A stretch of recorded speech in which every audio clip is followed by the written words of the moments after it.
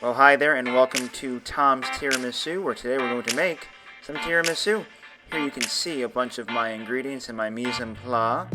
A lot of great things from Publix, but first we're going to start off by making some coffee, brewing that so that later, when we are putting our ladyfingers into it, we don't get our fingers scalded. You can see I'm putting some almond extract in there, which I know isn't terribly traditional, but I'm not terribly traditional as Italian.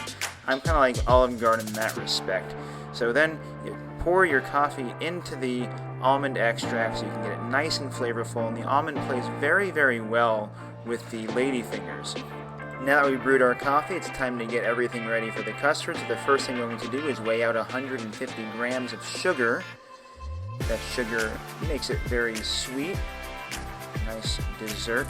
Tiramisu means pick-me-up in Italian. This is what my grandfather told me, and here I'm struggling to reach the 150 mark. Precision isn't terribly necessary. I'm going to take 6 egg yolks and put the egg yolks into the sugar, and you can see I messed up a little bit. It's okay. It's very forgiving. So 6 egg yolks into the sugar mixture, and the whites can go into another bowl so we can make a meringue later. And there's my camera moving outwards a little bit so we can see everything.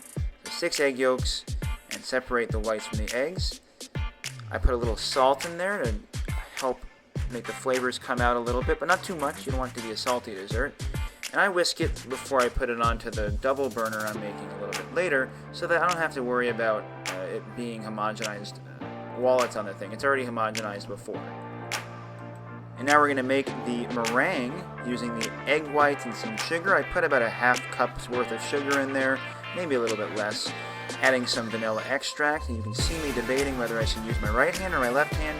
I just decided on my right because I'm right-handed, but for the cream of tartar going in next, I used my left hand because I wanted to make sure the framing was good. After the cream of tartar goes in, I grab my hand mixer and mix it all together so I can make stiff peaks with the egg whites in this meringue.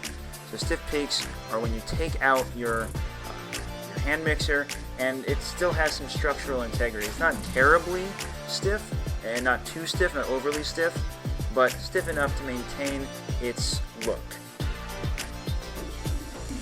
Here we are, the side view. Seeing those stiff peaks come to fruition, me getting stuff all over my shirt as well, and there they are, those nice stiff peaks. Now that I made my meringue, I'm putting it in the refrigerator and making the whipping cream as well. And some recipes call for meringue or whipped cream. This recipe uses both the meringue and the whipped cream. So I'm taking some more sugar, maybe about 1/3 of a cup, adding it to the remainder of my heavy cream, adding some vanilla extract in there, and whipping again to make it as whippy and creamy as possible. What we're doing with the whipped cream and the meringue is whipping in air to make our custard that we're going to pour in later lighter and fluffy and just a real great texture. So that's what we're doing here in making the whipped cream and the meringue. They play very well texture-wise in the tiramisus. It's not too heavy like some tiramisus can be. I've had my mascarpone sitting out at room temperature for about almost 2 hours. I'm just putting all 4 tubs into one big bowl so that it can take on the custard I'm about to make. But it's just another attempt to get it up to temperature so it's not too cold. So this is really the only cooking part of the entire ordeal. I made a double boiler with some water coming up to temperature, and my glass bowl with my sugar and egg yolk mixture from before. I whisked that for a long time until you can see the sugar dissolve. You want to have any big clumps of sugar in there, and then as it comes up to temperature, as the sugar dissolves, you're going to eventually get your 3/4 cups worth of heavy cream and a splash of vanilla extract, and whisk that in as well. We're going to whisk a lot. I had to cut out a lot of video here as well, but there's a lot of whisking that's about to happen. We're taking this up to the temperature of around 160 degrees so that the eggs cook all the way through and everything is fine and dandy. There goes the vanilla extract. And it's just a lot of whisking. I have my thermometer as well. You can see it's at 105, and then it goes up to 160, just about. And then when it hits 160, we're going to take it off and put it in an ice bath to stop the cooking process from happening, because you don't want to have overcooked eggs in your tiramisu. And so there it is, 160 degrees. And now we dunk it in the ice bath and continue our stirring. You'll be whisking a lot in making this recipe, so make sure your biceps are good to go. So whisk, whisk, whisk. Bring that down to around 90 degrees, a bit more manageable so you don't scorch the mascarpone. But now that it's down, you pour it on top of your cheese mixture. See, it looks really great. Use the whisk to get some extra stuff out, but ultimately you want to get to your spatula and get all that good custard out of the big pan. You can get it all into the mascarpone mixture and mix, mix, mix. You're going to be mixing so much by the end of this. Your arm's going to hurt, but it's going to taste so dang good. Now that everybody's in the bowl, we're going to whisk this some more into a state of homogeneity. Get it all incorporated, all together so that we can begin the folding process of the meringue and the whipping cream that we have in the refrigerator. So the first thing I'm going to do is fold in the whipped cream. This is a lot of fun. It's going to be very tempting to put your finger in there, but please don't do that if you're serving other people. That would not be okay. You can see me, I'm putting my whipped cream into the mixture so I can fold it. I'm going to give David Rose and Moira Rose a call on how to fold things, but it's very simple. Here it is sped up. So fold that until it's all incorporated, and then you can grab your meringue, which should be sitting by. They were both in the refrigerator recently, but I took them out beforehand. So get your meringue. These peaks are still stiff, and you put that in there as well and fold it some more for good measure.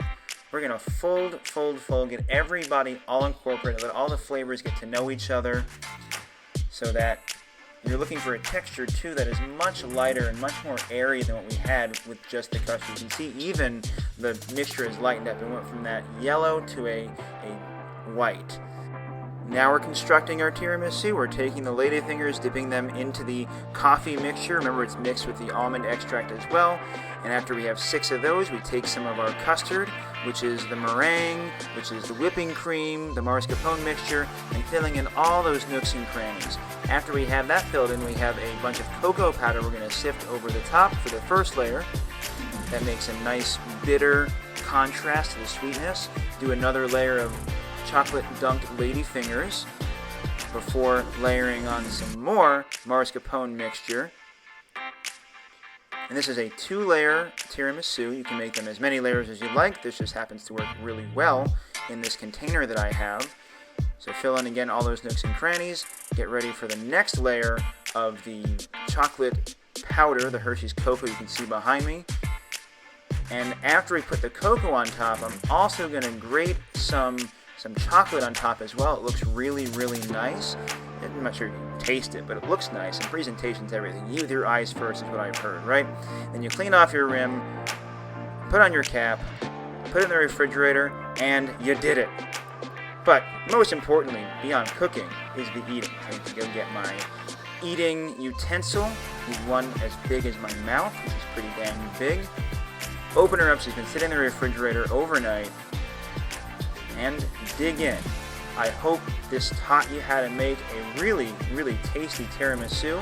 If you have any alterations you'd like, leave me a comment on YouTube.